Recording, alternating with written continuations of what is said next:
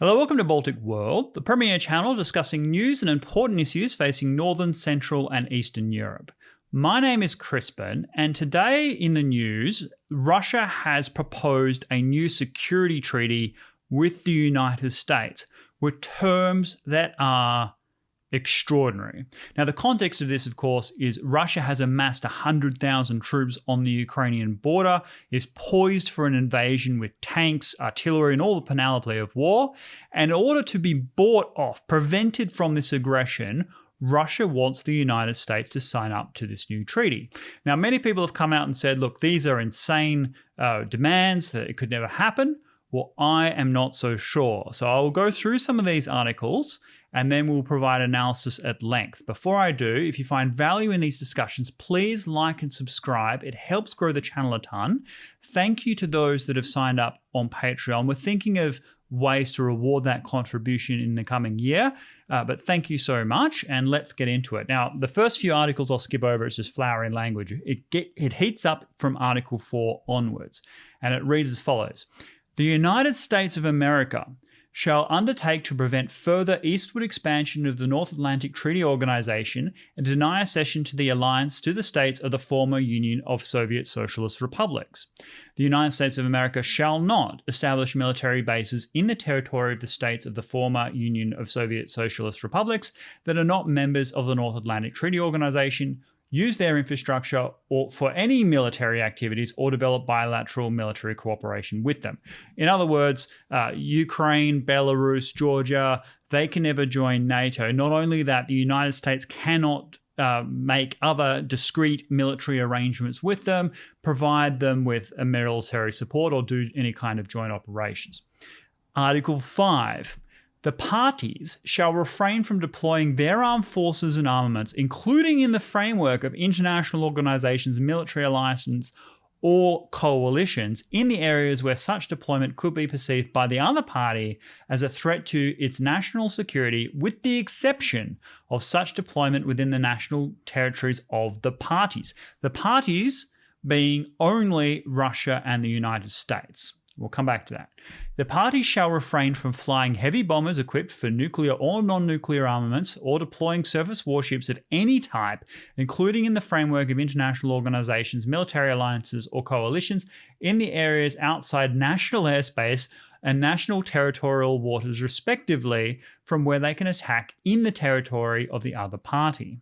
The parties shall maintain dialogue and cooperate to improve mechanisms to prevent dangerous military activities on and over the high seas, including agreeing on the maximum approach distance between warships and aircraft. Article 6. The parties shall undertake not to deploy ground-launched, intermediate-range and shorter-range missiles outside their national territories, as well as in the areas of their national territories from such weapons that can attack targets in the national territory of the other party. Article 7. The parties shall refrain from deploying nuclear weapons outside their national territories and return such weapons already deployed outside their national territories at the time of the entry into force of this treaty to their national territories. That means that America will no longer be able to provide extended nuclear deterrence guarantees to its allies, one of the things that prevents the spread of nuclear weapons around the world, because the US would be required to bring all nuclear weapons to its own territory and therefore not be able to reassure anybody else. Anyway, moving on. The parties shall eliminate all existing infrastructure for deployment of nuclear weapons outside of their national territories. The parties shall not train military and civilian personnel from non-nuclear countries to use nuclear weapons. The parties shall not conduct exercises or training for general purpose forces that include scenarios involving the use of nuclear weapons. Article 8, and final article, the treaty shall enter into force from the date of receipt of the last written notification on the completion by the parties of the domestic procedures necessary for its entry into force, done into the two originals, each in English and Russian languages, both texts being equally authentic. Now, my background is in nuclear arms control agreements. It's one of the reasons I kind of read through this quickly, because I'm just sort of familiar with these types of language. But what this means, ultimately, is that there can be no eastward expansion of NATO. So Belarus, Georgia, Ukraine can never join. But not only that, the United States will not be able to conduct military exercises in the Baltic countries or Poland, or have military bases in those countries, or provide weapons to those countries that are of an offensive nature towards Russia. Many people are saying that that is absolutely insane. The Baltic states live under an existential threat of invasion from the Russian Federation. Of course, these countries were occupied for more than 40 years during the Soviet era. And the United States has a critical role to play in providing peace and stability in that region. How could, in that circumstance, the Americans ever contemplate signing up to these things? Well, the people that are sort of saying all this are saying, well, the Russians are making demands that they know will never be accepted because they'll actually accept something less. In other words, it's a negotiating tactic to aim high and then settle for a negotiated thing halfway down. Two, it could be for domestic consumption. Putin shoring up the national fire, standing up to the West, putting forward on the table Russia's kind of strategic aspirations. And also it could be, according to these people, a pretext for invasion of Ukraine, that the Russians can claim to have done everything possible to negotiate peace and stability on its western periphery. It was the evil Americans that were not willing to come to the table and negotiate. And because Russia was now threatened by, its Western NATO forces, it had to move into Ukraine to defend itself from NATO aggression. In other words, this could be a pretext prior to military action in Ukraine. Now, that latter point shouldn't be dismissed. After all, the Biden administration has already said that it will not, under any circumstances really, provide direct military assistance to Ukraine. I won't put American boots on the ground to defend Ukrainian territory because Ukraine is not part of NATO. The United Kingdom has come out and said the same thing yesterday, that the Ukrainians are essentially, from a military point of view, on their own. The Americans and the British are saying, well, we'll respond economically, we will put in new sanctions and clamp down on financial transactions if Putin goes into Ukraine. Well, the Russian government may see this as an acceptable cost. They're no doubt gaming out the implications of that from an economic point of view, but they've been given the green light, essentially, that they're not going to be facing opposing military forces other than the Ukrainians themselves, should they decide to launch a major military invasion. In other words, you could argue that it's not in the Ukrainian interest to be given assurances that are not credible. If the United States and Britain have no intention of defending Ukraine from Russian aggression, well, it's probably good that the Ukrainians know that, and it probably is good that Ukrainians know that. However, this kind of blanket statement says, oh, yeah, we're definitely not going to involve ourselves militarily. Well, that is essentially telling the Russian government, yeah, go right ahead. There's nothing, is going to happen to you. Your troops are going to be perfectly fine. You won't be facing NATO if you invade Ukraine. There'll be some economic pushback, but those measures, frankly, are going to be temporary. And the Russian government, as I said, are likely already organizing their ways around that to get around the potential sanctions and restrictions. And yet, I still think there is a possibility that Biden could sign up to this treaty. There's a few reasons why. One, the Biden administration temperamentally is quite weak. If you think of the Biden years under the Obama administration where he was vice president, well, that's when Vladimir Putin went into Ukraine in the first place. The annexation of Crimea happened on Obama's watch, and almost nothing happened to the Russians as a consequence. You'll remember that hot mic moment where Obama was coming up for re-election. He was talking to Medvedev and was caught out saying, oh, yes, after the election, I'll have much more flexibility to deal with Vladimir Putin. That was a message that Medvedev duly took back to Putin. So they had a pretty kind of warm behind-the-scenes relationship with the Russian government. But more than that, there is a strong strategic incentive to cool things down in the European theatre. The Americans do need to pivot away from Europe and focus on the rise of China in Western Pacific. They are not similar theatres. In Europe, the primary focus is on land power, tanks, bombers, military troops, all of those types of things that are used for fighting a land war like we saw in World War II. Well, those are not appropriate for the Pacific. It's 10,000 kilometers of Pacific Ocean. The goal for the United States is very different. It's to prevent an invasion and capture of the island of Taiwan. This requires a lot of sea denial capability, submarines, warships, long-range attack bombers. all of those types of forces to prevent China from basically becoming the hegemon of Asia, which would have a serious detriment to the United States and its position in the world. Over the course of many decades, the US would no longer be a dominant power in international affairs as China, stretched across the world. And the Americans have to sacrifice just about every other strategic goal to ensure that outcome. And thus, the Russians have something to offer the Americans that may be irresistible. The Russians could limit its strategic partnership with China. If Russia says, look, if you don't have any troops in the Baltic countries, if you don't have any warships in the Baltic Sea or the Black Sea, if NATO in law cannot be expanded further, then we, the Russian Federation, may. Not only will we not invade Ukraine and create, redraw the lines of Europe beyond what we already have, but we will, draw down and reduce our military-to-military cooperation with China. We will not sign up to any formal military alliances with China, nor will we fight on the same side as China in the event of Chinese aggression. And in fact, even if China invades Taiwan, we will not invade the Baltic countries or take advantage of that military situation, allowing you, the United States, to focus entirely on the Pacific. Now, whether you believe that or not, that seems like a credible thing. The Russians may decide just to invade the Baltic anyway if the Americans are already caught in a major hegemonic struggle with China in the event of a future war over Taiwan. Well, just that overt statement, we will not try and threaten NATO. We won't push any troops into the Ukraine or the Baltic if you dramatically curtail your military involvement in the east of Europe. Well, the Americans may be overwhelmingly tempted by that proposition.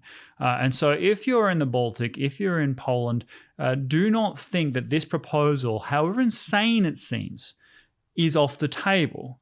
The US Secretary of State Antony Blinken has said that we will discuss it with the Russians, this proposal, but we will bring our own complaints to the table. One can be sure that those complaints will involve China. And the Russian government is mindful of the long-term consequences of sycophantic support for China into the future, because in any future in which China is the global hegemon, then Russia's position becomes ultimately untenable. There's less than 6 million people in the far east of Russia, 150 million people in the nearest Chinese province to Vladivostok. There is a strong incentive for China to expand northward into Russia. After all, the city of Vladivostok used to be Chinese territory. During that century of humiliation, Russia was the only Western imperial power to actually physically take territory from China. And in Chinese maps, it has still got the Chinese name for Vladivostok, just in brackets, Vladivostok in Russian. So the Chinese don't talk about this right now. But in a future in which the United States is no longer China's principal strategic adversary, what do they need Russia for? And the Russians will be mindful of this fact and therefore will seek to be a neutral player between China and the United States if the Russians can feel confident that America has no strategic interest in defending its eastern periphery. So if I'm in Poland, if I'm in the Baltic countries, I'm going to be deeply concerned about this. And the test will be who is brought to the table. President Biden has said that there will be no negotiation with Russia without European allies present. Well, those European allies, if they are the Baltic countries, if they are Poland, then they will have something to say. But if it's just Germany, if it's France, if it's just the UK, and that the Poles, the Baltic countries are excluded, well, that likely means that their security interests are being subordinated to the interests of the United States and Western allies who don't necessarily have an appetite for expanding NATO anyway, and kind of regret the fact that NATO has expanded to the Russian border in the way that it has, because it creates obligations for these countries who no longer fear Russian invasion of their own territory to defend countries that they don't have strong personal strategic ties historically. Now, there are countries in that region who have done much to help themselves. I put Lithuania at the top of that list. They're strong strong stance on Taiwan, supporting Taiwan. Its current spat with China has elevated its esteem in Washington, and I've talked about this in the last video. Also, Poland is doubling the size of its military, something else I've discussed at length, and I think this is a very strong step for Poland to take. Poland should really be taking the lead in developing a new kind of strategic architecture in Central Europe, partnering with the Baltic countries, the Nordic countries, to try and help defend territories like Ukraine from Russian aggression. Because if they take the lead in defending Europe, then other countries will be forced to follow, other European Union countries and even the United States in a kind of supportive capacity. That will limit the rapprochement that exists between Russia and the United States and help preserve the integrity and territorial sovereignty of these Central and Eastern European powers. That said, there is a strong strategic case for the Americans to warm their ties with Russia given the rise of China. The withdrawal from Afghanistan, as haphazard and disastrous as it was in execution, was strategically correct. The US could not be bogged down in the Middle East and other parts of the world of tertiary importance, given it has a peer competitor, the strength of which it has never experienced before in its history. The United States always had twice the GDP as the Soviet Union, even at the height of Soviet power. The Chinese are stronger relative to the United States than the Soviet Union ever was. And yet China has a population of 1.5 billion people, will soon have an economy larger than that of the United States and will continue growing from there, and has to project power only on its periphery, where the United States has to project power across 10,000 kilometers of Pacific Ocean. Also, 2/3 of global growth in the 21st century is in Asia. So if China dominates Asia and manages to close off the economic opportunities to the United States, then that creates a threat to the United States itself in the longer term. This is something that Elbridge Colby, in his book that I reviewed, goes into in great depth. The strategy of the United States, the military strategy, must be focused on Taiwan. And if it means sacrificing some of the security interests in other parts of the world, including Eastern Europe, within certain constraints, especially if it means bringing Russia out of China's orbit into the American sphere, well, that is something the Americans are going to strongly contemplate. So as crazy as these demands may seem, no expansion of NATO, no troops in the Baltic countries, no ships in the Baltic Sea or the Black Sea, that will be possible to negotiate if it means no invasion of Ukraine, the Russians pledging not to threaten NATO, and to limit its military support for China in China's struggle with the United States in the years and decades ahead. The solution is for Poland and the Baltic countries to continue upping their own military spend and deepen their relationship as they are with the United Kingdom, because the United Kingdom, in order to remain relevant to the United States in the 21st century, needs to shore up its military support to the Baltic countries. And we're seeing that already. Liz Truss, the Foreign Secretary, has deepened her engagement with the heads of the Baltic states. The Brits are coming up with their own kind of secret, quiet security arrangements with the Nordic countries and Eastern Europe, because they know that that's how they're going to add value to the special relationship going forward. During the Cold War, Britain was the frontline US ally in Europe with its own nuclear weapons, the strongest military power in Europe outside of the United States. And yet, in a world where China is the dominant strategic threat, well, America's deepening its partnership with Japan, with Australia, with the Philippines, and that gives, kind of the UK a more rearguard role. Well, that means that Poland, the UK, the Baltic countries, they need to get together. And if Poland is going to, for example, support Ukraine, well, they should consider doing so militarily. And that could potentially drag in the UK and other countries. I mean, what Biden actually said was that the US would not provide any military boots on the ground in Ukraine unilaterally. If there were other European powers, fighting the Russians in Ukraine, well, that could draw on the United States, particularly if it meant that the Russians have broken an agreement with the United States not to go into Ukraine, which is what this treaty would essentially do. There is a potential for this kind of being a grand bargain. I would be deeply concerned with not having the Baltic countries in the room when these kinds of deals are negotiated. But what do you think? Am I being too concerned? Is it something that the Americans will reject out of hand, or even if the Biden administration was inclined to accept it, would never get through Congress and the Senate? Or, like me, are you concerned that because of the need to focus on China, that they'll be likely to take Russia's assurances purely on faith? They will not include the Baltic countries and Poland in a negotiated solution, and therefore hope that Russia will downgrade its ties with China as a consequence of this treaty without getting the necessary verification proving that to be the case. That's my view and concern. I would love to hear your views on this. Leave your comments down below. If there are any major developments in this area, I will certainly dovetail back and report to you on them.